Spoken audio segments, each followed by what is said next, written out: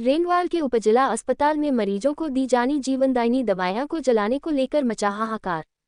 राजस्थान में खांसी की दवा से जुड़ा विवाद अभी रुका नहीं। रेंगवाल के उपजिला अस्पताल में एक्सपायरी दवाओं को जलाने का मामला सामने आया है और इस मामले ने इतना भयावह रूप धारण कर लिया कि रेंगवाल के 1.5 करोड़ से बने उपजिला अस्पताल में सीएमएचओ की अनुपस्थिति में एक्सपायरी दवाएं जलाई जा रही है।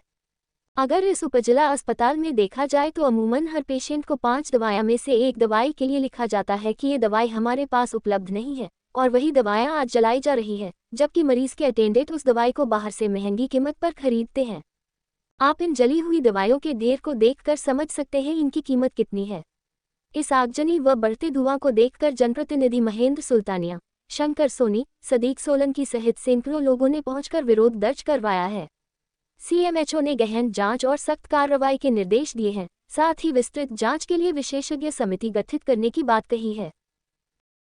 अभी इस टाइम पे मैं हॉस्पिटल में मौजूद हूँ और मोहल्ले वासियों से अभी शिकायत आई थी कि यहाँ पे कुछ जलाया जा रहा है और बहुत ज़्यादा पोल्यूशन हो रहा था, सांस लेने में दिक्कत हो रही थी। तो अभी मौके पे हम यहाँ पे पहुँचे, देखा है तो यहाँ पे मेडिसिन वगैरह, दवाइयाँ वगैरह, कुछ खांसी की शीशियाँ हैं और कुछ एक्सपायरी, कुछ बिना एक्सपायरी की भी दवाइयाँ है। कम से कम 1 या 2 पिकअप का यहाँ पे सामान जलाया जा रहा है। और जब यहाँ पे आके पूछा गया है तो उन्होंने बोला कि हमें पता नहीं है। डॉक्टर सेपट साहब को फ़ोन लगाया तो वो बोल रहे हैं मैं तो छुट्टी पे हूँ। यहाँ ऑन ड्यूटी अभी अपने अमित जी जोशी है, उनको भी हमने पूछा तो बोला हमारे संज्ञान में नहीं है। यहाँ पे एक लोकल जो काम करने वाला वर्कर है उससे पूछा तो बोला भाई साहब पता नहीं कब से जल रही है, मैं तो आके पानी डाला हूँ, मेरे को भी मालूम नहीं है। यहाँ पे कोई एक्सेप्ट ही नहीं कर रहा कि ये काम कर कौन रहा है यहाँ पे। और पूरा मोहल्ले वासी, पूरे वार्ड के अंदर पोल्यूशन हो रखा है भयंकर। लोग इसकी जिम्मेदारी कौन लेगा कौन नहीं लेगा, यहाँ पे कोई सुनने वाला नहीं है। बाकी आप देखो क्या कार्रवाई है नहीं है, बाकी कोई यहाँ पे अपनी जिम्मेदारी सब पल्ला झाड़ रहे हैं, बकवास और करे ना जवाब दे रहे संतुष्ट पूर्वक। हाँ, आज 2 बजे से यहाँ जो हमारा उपजिला हॉस्पिटल है उसके बाउंड्री के अंदर पहले भी हमने 1-2 बार शिकायतें की थी कि यहाँ दवाइयों को खुले के अंदर ऐसे जलाया जाता है, जबकि हॉस्पिटल जो उपजिला हॉस्पिटल है ये चारों तरफ आबादी के बीच में बना हुआ है। आज 2 बजे के बाद से यहाँ दवाइयाँ जलाई जा रही थी। अभी शाम को आप अफसोस करोगे, लोग सो नहीं पा रहे थे। कम से कम 2 से 3 पिकअप, कम से कम इतनी भर के जो दवाइयाँ इन्होंने आज जलाई है। फिर हमने यहाँ आसपास के लोगों ने आके पूछा इनको, भाई ये क्या बात है, आप खुले के अंदर कैसे जला सकते हो?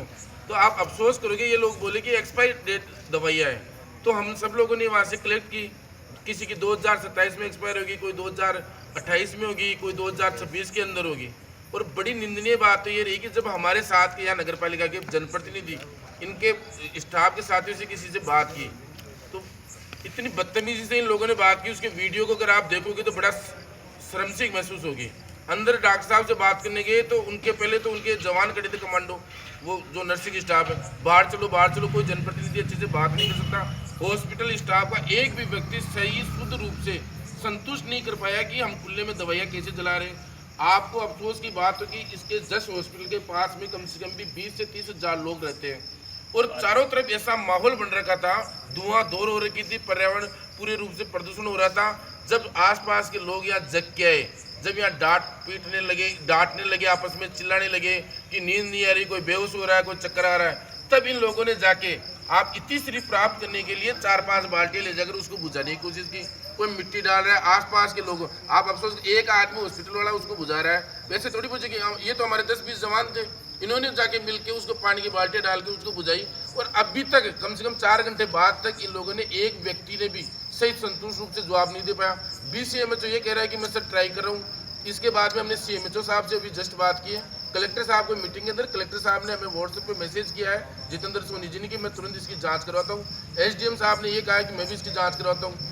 इसके बाद हॉस्पिटल के अंदर हम डॉक्टर साहब से मिलने गए तो डॉक्टर साहब ये बोले मैं क्या करूँ, हॉस्पिटल की कोई जिम्मेदारी तो, कि उपजिला हॉस्पिटल है इतना बड़ा, आसपास के 100 गाँवों के लोग यहाँ इलाज कराने थे, एक जना मालिक बनने के लिए तैयार नहीं है इस हॉस्पिटल का कि मेरी जिम्मेदारी के ऊपर हॉस्पिटल चल रहा है। तो इसको हॉस्पिटल की जगह अगर धर्मशाला घोषित कर दे तो मेरे अंदाज तक बहुत अच्छा रहेगा।